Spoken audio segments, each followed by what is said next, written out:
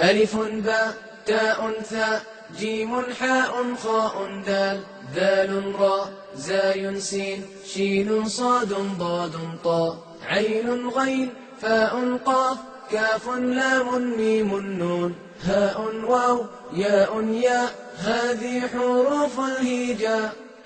السلام عليكم ورحمة الله تعالى وبركاته أيها المستمعون الكرام، أهلا وسهلا بكم في برنامجكم الحبيب كيف تتكلم بلغة العربية.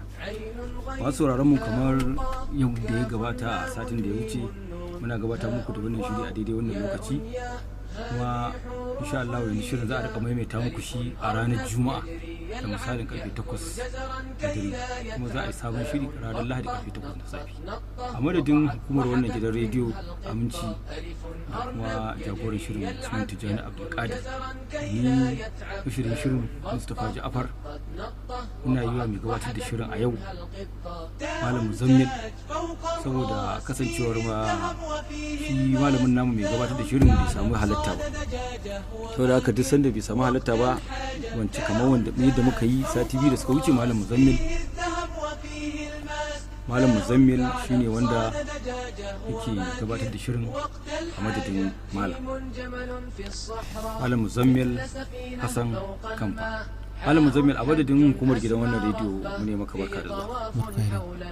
A satin da ya gabata Malam Muzammil mun karanta fi'ili da malam fi'ili amri, amma da mun yi dama zai karin bayani akan shi fi'ili amri din, sannan kuma ya tashi akan harafi. Amma tun da bayanan bara mu ajiye fi'ili amri din gefe guda, tunda dama an yi bayani, dan karin bayani za a yi bayani akan harafin kuma a fara shi. بسم الله الرحمن الرحيم، والصلاة والسلام على أشرف المرسلين سيدنا محمد وعلى آله وصحبه أجمعين. أيها المستمعون الكرام والأعزاء، أهلا وسهلا بكم من جديد في برنامجكم المفضل كيف تتكلم باللغة العربية. kamar yadda Malam Mustapha ya bayani, shirin babban malamin mu shi yake gabatar da shi, kasancewar yana da uzuri shine ya turo ni don na dora inda ya tsaya. A baya farkon fara wannan program malam ya yi bayani tun daga farko, tun daga kan al'isim an yi bayani akan alfi'il da kashe-kashen shi guda uku: alfi'il al-madi, fi'il al-mudari, alfi'il al-amr. Yau kuma za a shiga yanki na uku wanda ake haɗawa ya bada jumla, shine al-harf. To me a farko za mu so mu ji bayani menene ma'anar al-harf. Al-harf a yaren larabci tana da ma'anoni da yawa. Al-harf yana nufin ad-darf, ma'ana gefe, wal nahiya wal janib, ma'ana dai wanda kalmomi ne suke nufin gefe da bangare da sauransu. Sannan tana da ma'anar ashak, ma'ana shak ita kanta a lugha kenan al-harf. Shi yasa ubangiji madaukakin sarki yake cewa wa minan nas man ya'budu Allah ala harf, ay wa minan nas man ya'budu Allah ala shak, ma'ana yana da shakka amma yana bautawa Allah. Kokonto, da haka ashak shine kokonto. Kalmar al-harf a larabci tana nufin kokonto, bayan tana nufin gefe, tana nufin al-had, karshen abu ko iyaka. So a larabci al-harf ya kasu guda biyu. Na farko dai mun san akwai al-huruf, na farko akwai al-huruf al-mabani, sannan akwai al-huruf al-ma'ani.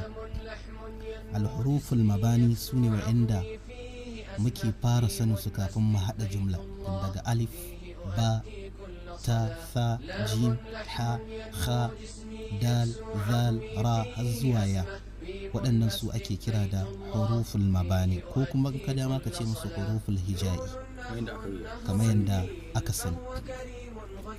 to su ake kira da alhuruf ko kuma huruful mabani. Sai kaso na biyu shine huruful ma'ani.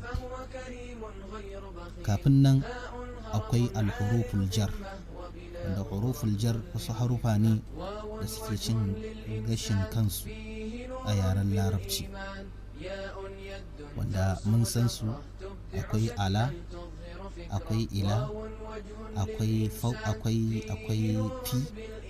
akwai min da sauransu, waɗanda kowanne akwai aikinsa kuma akwai ma'anarsa. To kamar yadda aka yi bayani, malamai suka yi bayani, alhuruf qismani, huruful mabani shine alhuruful hija'iyya, sannan akwai alhuruful ma'ani. To huruful ma'ani din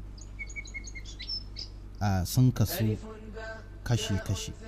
Akwai huruf taqtassu bil af'al, akwai harufan da kawai suna zuwa ne su haɗu da fi'ili, ba sa zuwa sai idan fi'ili ya zo sai su zo, ko su zo a farko, abin da zai biyo bayan su shine fi'ili, wanda su ɗin guda 9 ne.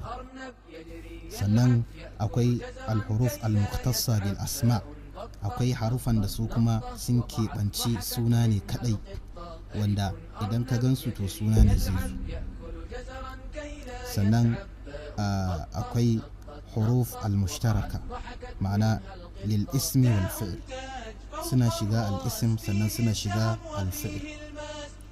To kaga wannan kasan, kada mu manta da aka ce al-huruf qismani, al-mabani, huruful mabani sune ma'ana huruful hija'iyya, sune kashi na farko a takaice. To shi kuma al-huruful ma'ani sune suka kasu dinnan kamar yadda muka yi bayani.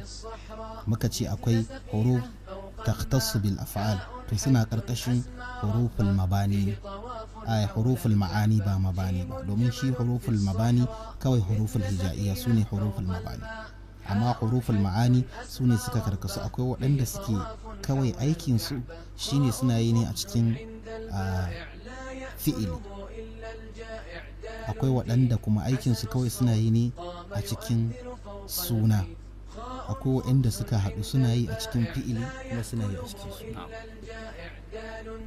Don haka waɗanda suke shiga cikin aiki shine alfi'il, su guda 9 ne. Waɗanda suke shiga cikin suna su ma guda 9 ne. Sai waɗanda suke shiga cikin suna da aiki